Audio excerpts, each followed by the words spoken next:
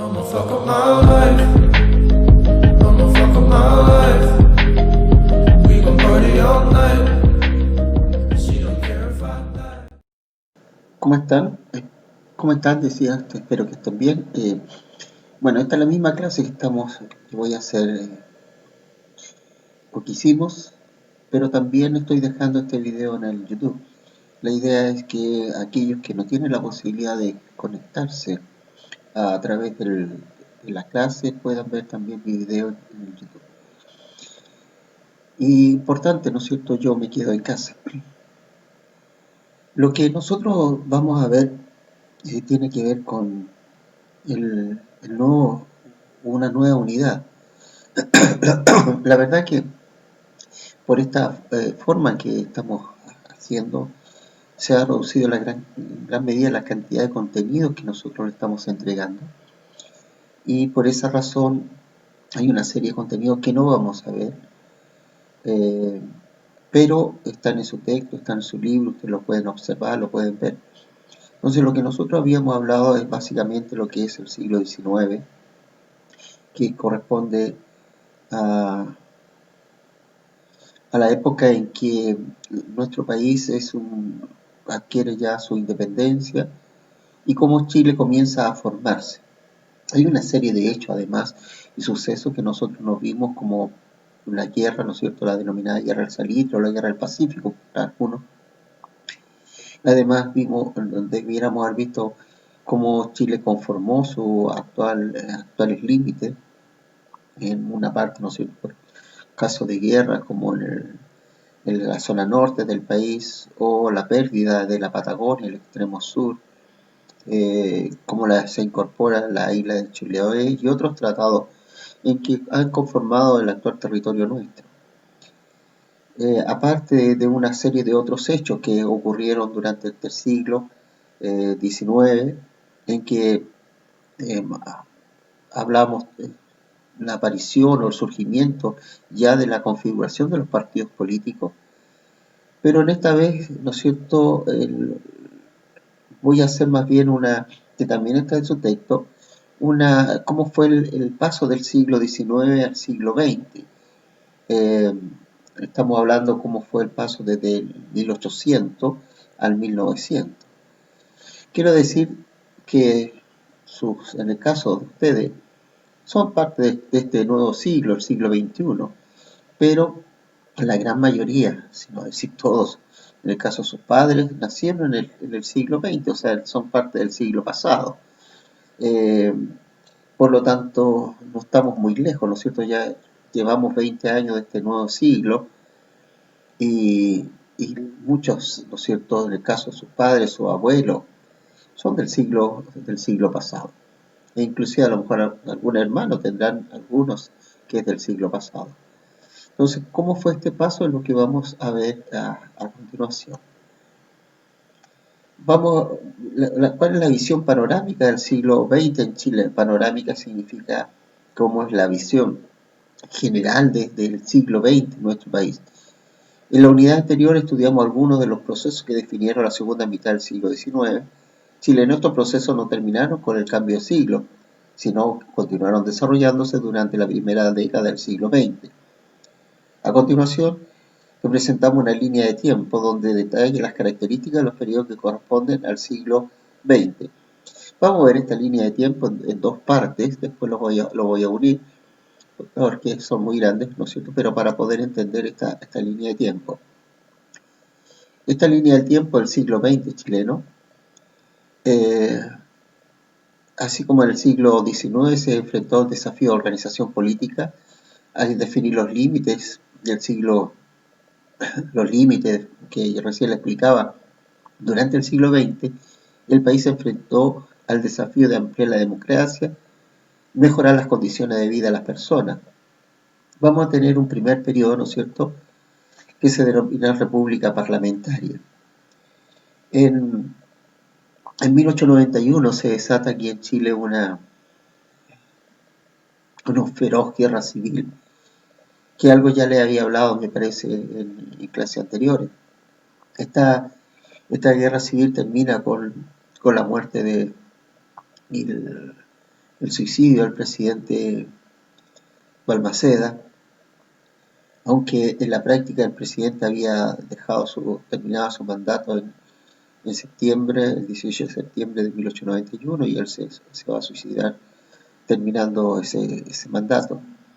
Y aparece como asume como presidente de la República don Jorge Montt Álvarez en 1891. Durante ese periodo, quienes van a tener mayor poder van a ser los parlamentarios, más que el presidente, por eso más de algunos le van a llamar república parlamentaria, que consiste en el crecimiento económico producto de la comercialización del salitre. Estuvo acompañado de un cambio político importante en el Congreso Nacional, vale decir el Poder Legislativo, adquirió mayor poder y pudo implementar reformas liberales. Durante este periodo, en el ámbito social hubo una creciente demanda de los sectores populares por mejora de las condiciones de vida. Eso ya lo vamos a explicar un poquito más adelante. Este periodo termina con la promulgación de la Constitución de 1925. Y ahí nuevamente comienza una república presidencial.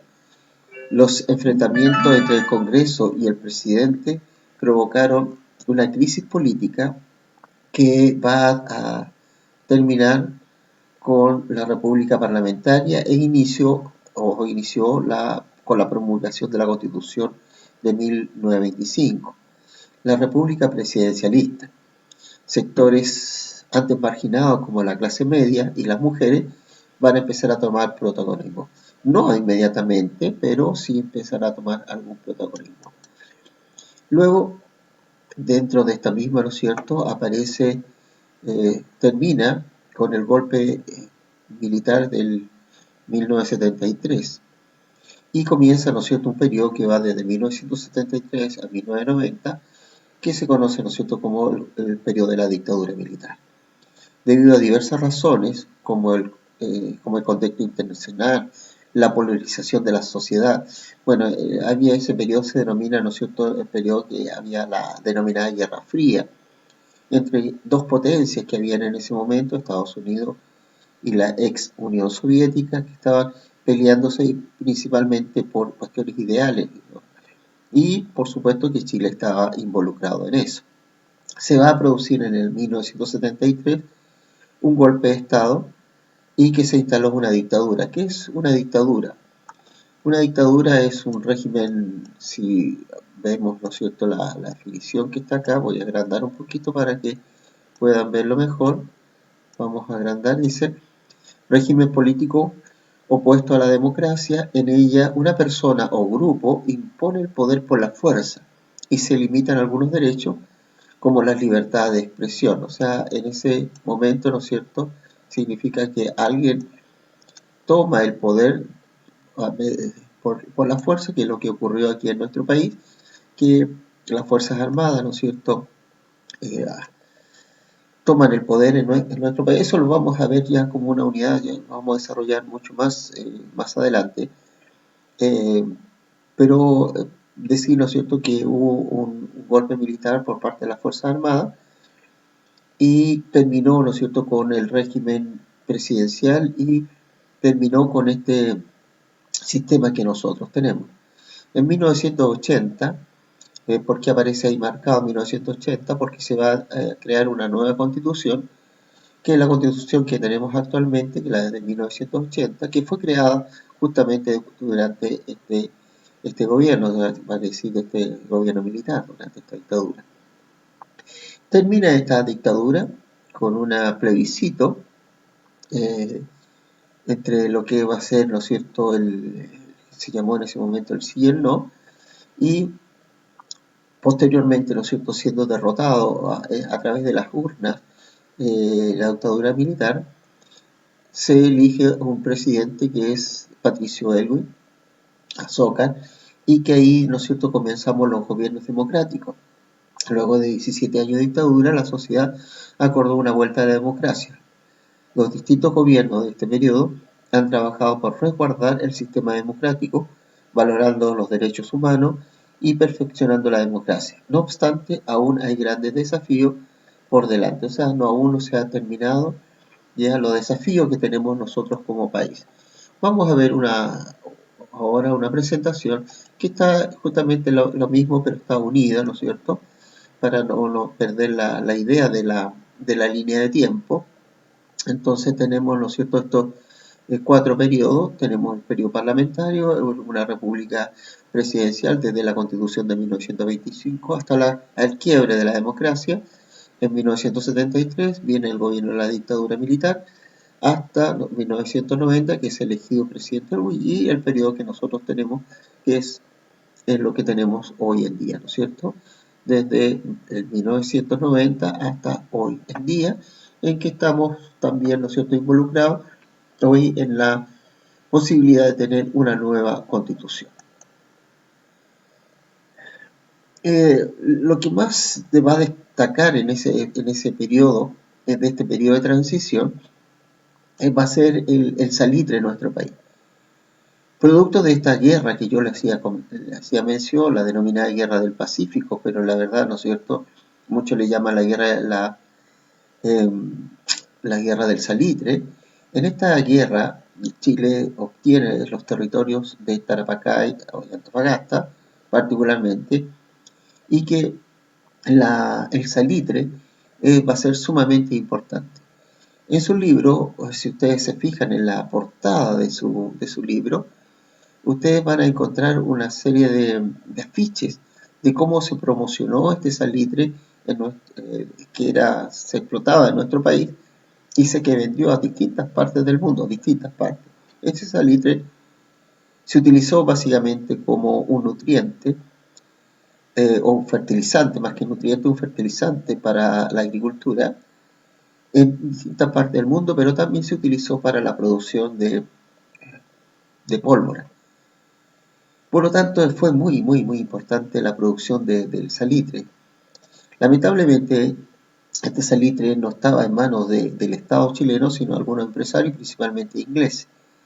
Pero, si bien la mayor cantidad de empresas que explotaban este mineral extranjera que acabo de decir, el Estado chileno obtuvo grandes beneficios económicos que permitieron a los gobiernos del periodo invertir en infraestructura. ¿Qué significa invertir? Término económico que se refiere a utilizar un bien para obtener más recursos. O sea, invertir significa, por ejemplo, la creación de canales de riego, por dar un ejemplo.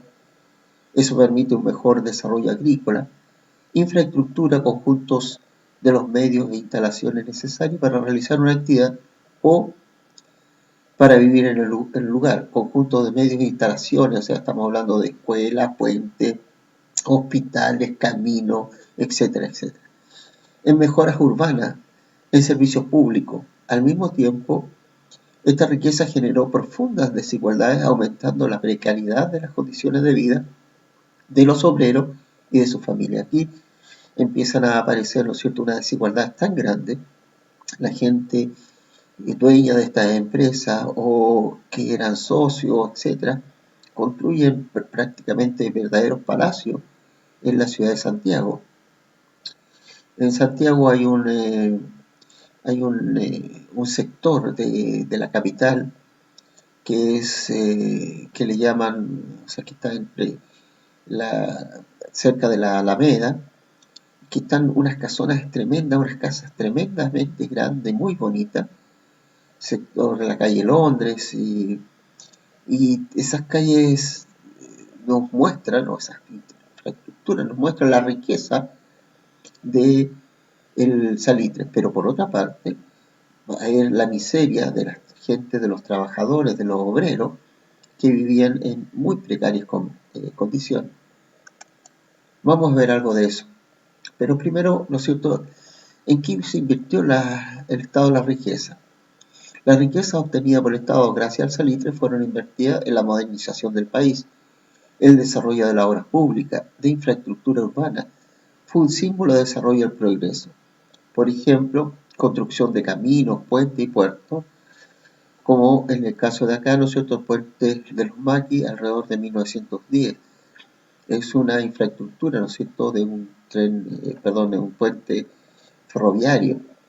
Expansión de la red de alcantarillado y alumbrado eléctrico en 1927, estamos hablando 1927, ya Chile, ¿no es cierto?, comienza un periodo de modernidad gracias al salitre. Eh, Alumbrado público, alcantarillado, cosa que antes no había. Entonces, todas estas cosas comienzan este periodo de modernidad. Estas mejores urbanas, mejor infraestructura, pero también en las comunicaciones, instalación de las primeras líneas telefónicas, el edificio de la Chile Telephone Company Valparaíso 1906. Bueno, Valparaíso comienza a tener un gran auge, va a ser el principal puerto del Pacífico, de tal manera que muchas de las principales inversiones se comienzan a hacer justamente allí en Valparaíso. En 1906 entonces ya se empiezan a instalar los primeras eh, plantas telefónicas. No voy a entrar a ampliar todo eso porque sería muy largo explicarlo, porque no es lo mismo que los teléfonos hoy en día. En el caso del transporte, la ampliación de las líneas ferroviarias y de tranvía. Tranvía en Temuco, cerca de 1930. Los tranvías eran una especie de trenes eléctricos que andaban, por supuesto, en rieles, ¿ya? Y aquí hay un cableado y donde ellos, ¿no es cierto?, podían circular, ¿ya? Y además la construcción, en el caso de los servicios públicos, construcción de hospitales y escuelas estatales. En este caso, ¿no es cierto?, el Hospital Regional construido en 1930 en Valdivia. O sea, una serie de infraestructuras gracias al auge del salitre. Pero, ¿cómo se relaciona la riqueza del salitre con la desigualdad social? Uno de los grandes problemas de la era del salitre fue la relación que dio entre el crecimiento económico y la desigualdad social. Mientras crecía la economía, los sectores populares empeoraron sus condiciones de vida. Así, la sociedad chilena del cambio de siglo se dividía principalmente en los siguientes grupos. ¿Cuáles son estos grupos sociales del cambio de siglo? La oligarquía. ¿Quién era la oligarquía? La gente de los recursos, la gente que tenía los dineros, y además eran los que estaban en la parte política, los que mandaban la política. Aquí aparece una familia de Santiago en 1910, dueños de la tierra, empresarios que fueron adquiriendo más recursos debido a la minería y a la actividad industrial. Estaban muy vinculados a la actividad política. O sea, eran los que nos gobernaban, los que nos administraban, los que tenían los dineros, que tenían todo. Una clase media que comienza recién a surgir se fue consolidando en el desarrollo de la educación. En ella es posible encontrar profesionales, artesanos, trabajadores de empresas públicas o privadas. Y aquí aparece, ¿no es cierto?, mucho el trabajador de la empresa, de los servicios públicos. Y aparece, ¿no es cierto?, porque ellos tienen un sueldo estable, permite, ¿no es cierto?, que sus hijos puedan ir a estudiar no solo la educación primaria, o sea, saber leer y escribir, sino la posibilidad de ir a la educación secundaria. Por lo tanto, tener un mayor conocimiento y por lo tanto, ¿no es cierto?, en el futuro tener un mejor trabajo. Eso aparece entonces esta clase media, donde mujeres de la clase media comienzan a estudiar. Por eso ahí aparece Mujer en la Escuela del Servicio Social en 1927. O sea, aparecen, ¿no es cierto?, estas nuevas profesiones en que se empiezan a destacar las mujeres. Y en el caso de los sectores populares, el grupo diverso integrado por campesinos, artesanos, obreros, estos últimos trabajaban en la minería o en fábricas en las ciudades, vivían en muy malas condiciones debido a los bajos salarios. Ganaban muy poco, trabajaban mucho, no habían leyes sociales. En ese momento no significa que no había, por ejemplo, hoy día la ley social o la ley del trabajo en nuestro país dice que se trabajan 45 horas a la semana, eso es lo máximo, y de ahí, si se trabaja más, son horas de sobretiempo. En cambio, estoy hablando de las personas que están contratadas, en cambio en ese momento no había un límite de horas para trabajar, tampoco había un día de descanso, o sea, el trabajador está en muy malas condiciones. Ya vamos a hablar un poquito más adelante acerca de eso. Y que justamente con esto, ¿qué es la cuestión social? Como ya se estudió la riqueza del salitre, no benefició a la gran mayoría de la población. Y las pésimas condiciones laborales y de vida que tenían los sectores populares se le conoció como la cuestión social. Esta expresión surge en Europa como forma de describir los problemas que comenzaron a sufrir los obreros a partir del desarrollo industrial. Perdón. Cuando comienza el desarrollo industrial en Europa ocurre exactamente lo mismo, en muy precarias condiciones, no hay leyes laborales y todo. Por lo tanto, el empresario se enriquecía a costa del sacrificio que hacían los trabajadores. Por darle un ejemplo, si alguien se enfermaba, eh, no podía acceder a una licencia, sino que se quedaba sin trabajo y ponían a otra persona. Trabajaban niños. Era muy común que niños, ¿no es cierto? Y cuando estoy hablando de niños, estoy hablando de niños de 6, 7 años trabajando en las labores mineras o trabajando en las industrias. Entonces, toda esta situación, las condiciones de vivienda, las condiciones de salud, no tenían educación, a esto se le denominó la cuestión social. Otro término que vamos a ver más adelante es precario. Precario significa o escaso o que no es seguro, con pocos medios o poca duración. ¿Ya? O sea, cuando vamos a hablar de precario, las precarias condiciones que tenían los trabajadores o la clase obrera. ¿Cuáles son las causas y consecuencias de la cuestión social en nuestro país? Voy a explicar, ¿no es cierto?, el siguiente organizador gráfico ordena las causas y consecuencias de la cuestión social. Lo que está aquí con verde es las causas y, en este caso, ¿no es cierto?, las consecuencias. Decíamos, ¿cuáles son las causas de la cuestión social en nuestra país? Proceso de industrialización, extracción de salitre, modernización de la ciudad. Todo esto, ¿no es cierto?, porque es alguien podría decir, oye, pues se está industrializando, hay extracción de salitre, las ciudades se están modernizando, porque es una causa de la cuestión social, ya lo voy a explicar. Incremento de la migración del campo a la ciudad debido a la modernización. Debido a la modernización, principalmente, por ejemplo, en la construcción de líneas férreas o las construcciones, se necesitó gran cantidad de mano de obra. Esa mano de obra fue justamente de la ciudad al campo. Además, en el campo comienza lo que significa la mecanización. ¿Qué significa la mecanización? Se empiezan a introducir en el campo maquinarias agrícolas que hacen, ¿no es cierto?, que el trabajo sea mucho más rápido, mucho más efectivo, pero deja de producir, de contar con una gran cantidad de mano de obra. Por ejemplo, una segadora. La segadora es la que recoge el trigo, es una maquinaria que recoge el trigo, no solo lo recoge, sino que además lo separa y además de eso lo pone en un saco el trigo. Antes de esta introducción, lo que se hacía es a través de personas que iban a segar, cortar el trigo y todo se hacía a mano, por lo tanto se necesitaba una gran cantidad de mano de obra. En cambio, la introducción de una segadora deja mucha gente sin trabajo en el campo. Esta gente emigra, significa que se va a la ciudad, no tiene dónde vivir y crean estos cordones alrededor de la ciudad de pobreza, que en cualquier choza ellos comienzan a vivir y empiezan a buscar trabajo y lo encuentran en la construcción principalmente de estas nuevas obras que se están haciendo, de los ferrocarriles, etc. Pero con condiciones muy, muy, muy bajas, ¿no es cierto?, en la ciudad. Indiferencia de los gobernantes provenientes de la oligarquía. A ellos solo les interesó era indiferencia, que les interesó ganar dinero, pero no preocuparse de sus trabajadores. Entonces todo esto va a provocar la cuestión social. ¿Por qué? ¿Cuáles son las consecuencias? Precarias condiciones de trabajo. Ya dijimos que no había ninguna condición de trabajo.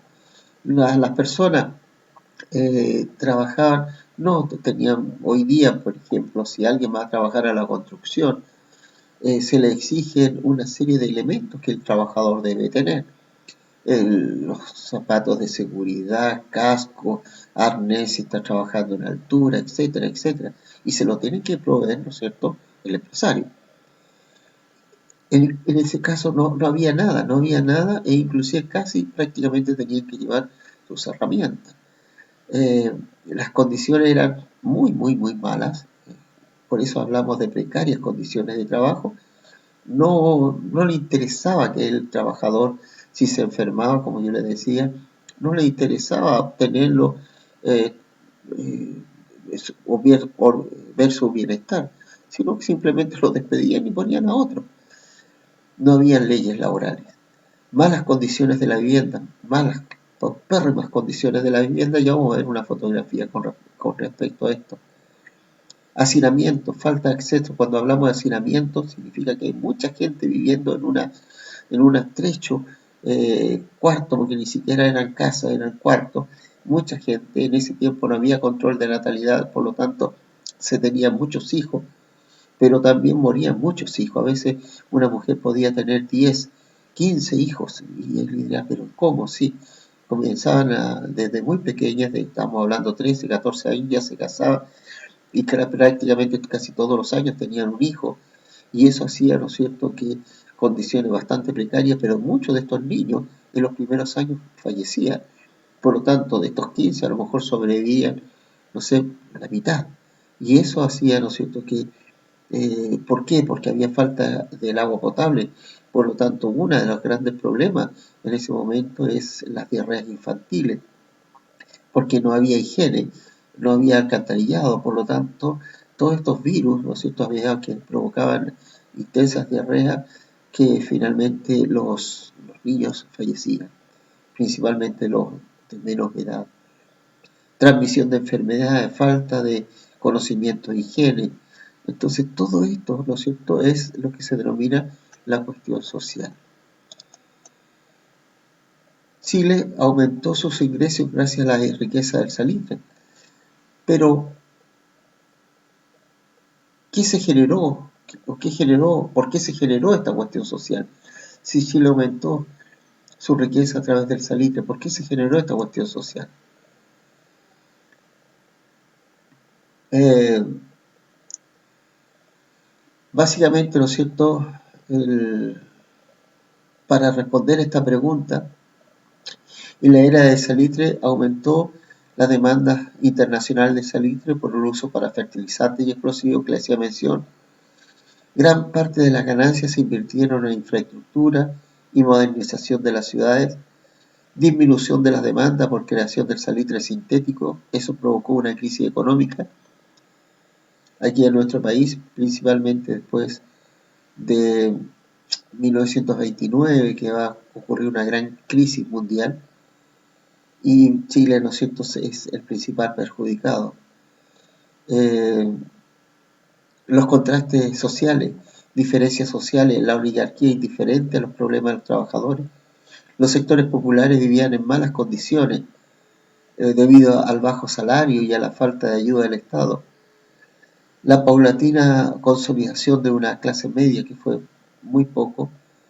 Todo esto va a provocar, ¿no es cierto?, decíamos, esta cuestión social, que significa, ¿no es cierto?, concepto que surge con la descripción de la carencia de vivienda y higiene. Miren, fíjense aquí, niños trabajando, eh, buenas, no había buenas condiciones laborales en la clase obrera, consecuencia del desarrollo industrial y la modernización del país, empeoraron las condiciones en la vida de los trabajadores, respuesta a organización obrera, eh, a una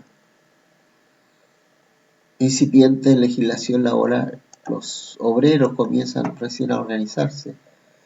Todo esto provoca entonces una situación muy precaria en nuestro país, que vamos a seguir visualizando la próxima clase, ¿no es cierto?, este paso del siglo XIX al siglo XX. Para poder entender, ¿no es cierto?, las situaciones que van a ocurrir en el siglo XX, tenemos que entender, ¿no es cierto?, toda esta situación que está viviendo y vive nuestro país, que termina, ¿no es cierto?, o que en el caso, ¿no es cierto?, del siglo XIX, que termina con una nueva constitución con demandas muy fuertes. Próxima clase vamos a ver, por ejemplo, las manifestaciones, en algunos casos, ¿no es cierto?, de las huelgas. hay algunos videos que están ahí en su libro, podrían visualizarlo. Y eso es, lo cierto, lo que corresponde a la clase. Espero que eh, en la clase haber explicado mucho mejor este periodo. Nos vemos. Voy a subir como decía, este video a YouTube, pero también por supuesto es el video que va a quedar en la clase.